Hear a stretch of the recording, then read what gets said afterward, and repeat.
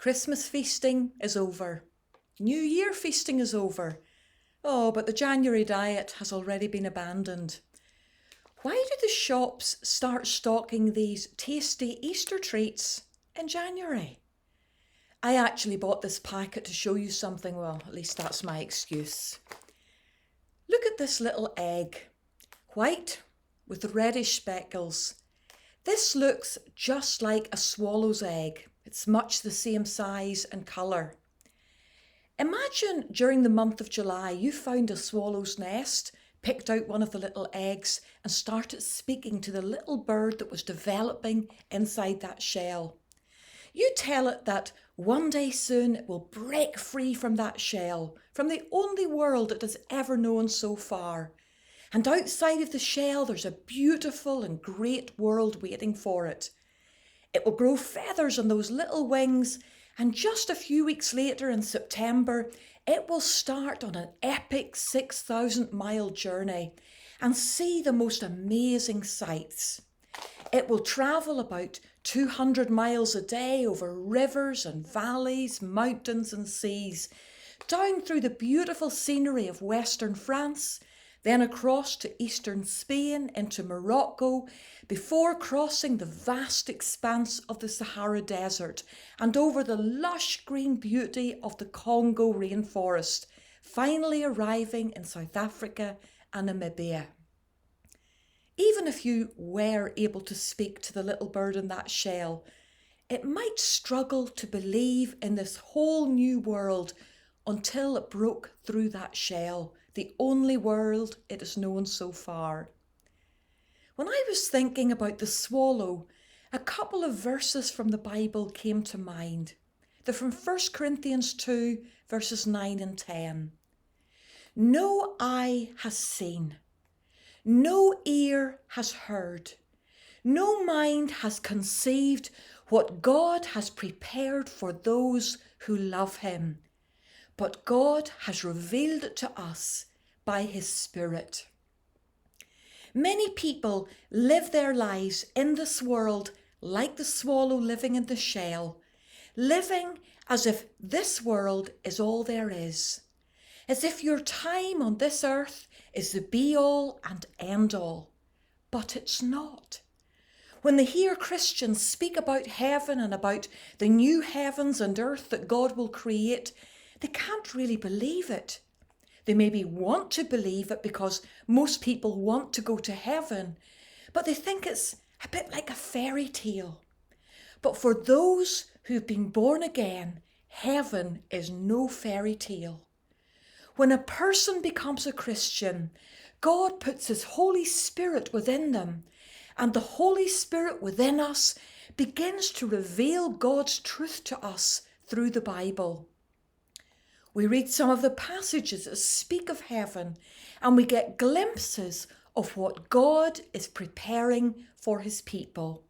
Take this one, for instance, in Revelation chapter 21, verses 1 to 6. Then I saw a new heaven and a new earth, for the first heaven and the first earth had passed away, and there was no longer any sea. I saw the holy city, the new Jerusalem, coming down out of heaven from God, prepared as a bride, beautifully dressed for her husband. And I heard a loud voice from the throne saying, Now the dwelling of God is with men, and he will live with them. They will be his people, and God himself will be with them and be their God. Listen to these words.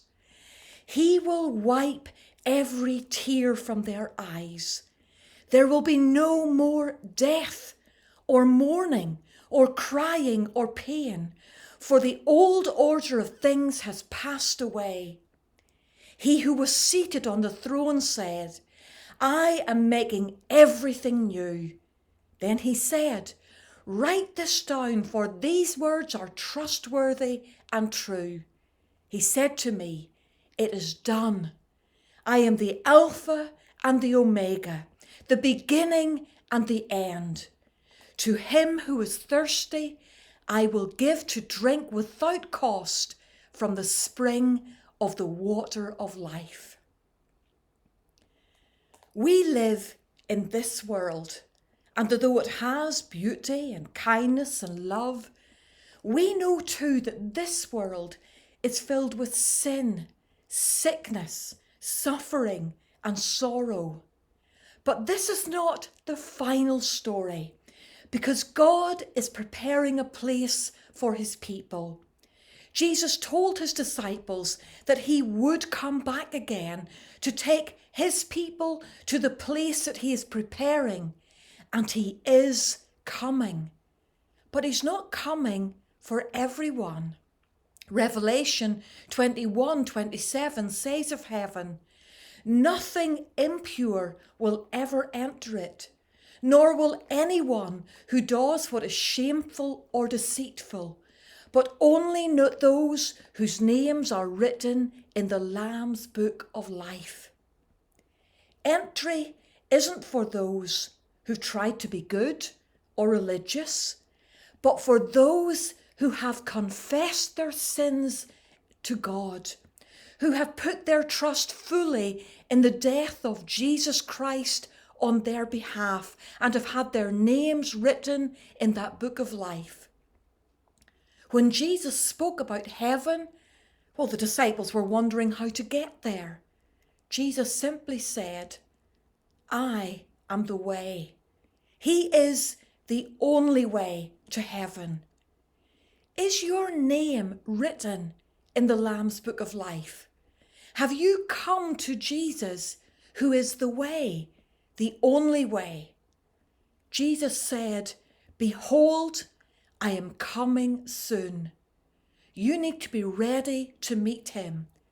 This world, it isn't the end of the story. Heaven is real.